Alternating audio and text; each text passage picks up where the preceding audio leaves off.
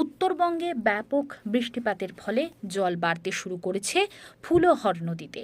আর নদীর জল বাড়ার সঙ্গে সঙ্গে নদীর দক্ষিণ দিকের অসংরক্ষিত এলাকায় শুরু হয়েছে ব্যাপক ভাঙন।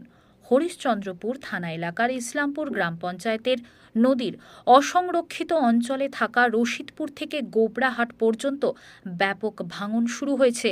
গতকাল রাত থেকে নদীর জল বাড়তে শুরু করায় স্রোত বেড়ে গিয়েছে।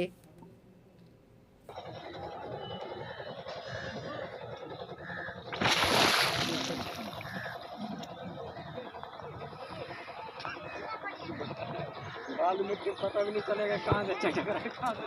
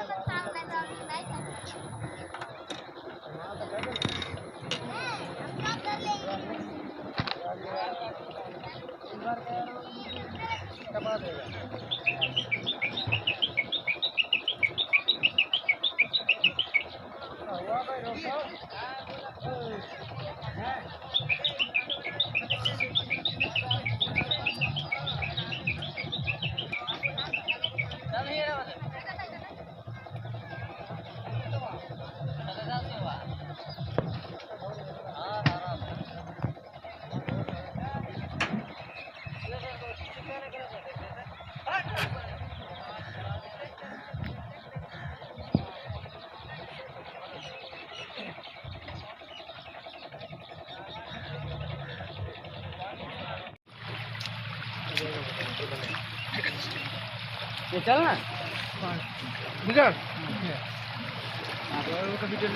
चलो तुम मेरा मोबाइल पकड़ो ना, पूरा फोन आवाज नहीं आता है लगा तो मेरे फोन से आवाज करो, दो टंडर करता है आवाज।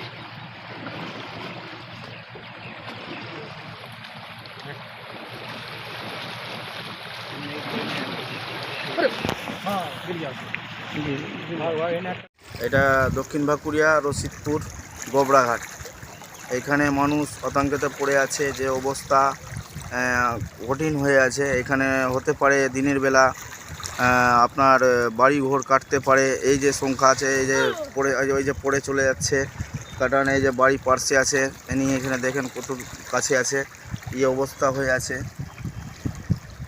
চলে যাচ্ছে এখানে কেটে কেটে চলে যাচ্ছে মানুষ। রাত্রেবেলা আমরা কালকে দিনের বেলা দেখলাম কোথায় ছিল, আজকে মোটামুটি 20 মিটারে এখানে চলে এসছে, 20 থেকে 25 মিটার পার্শ্বে।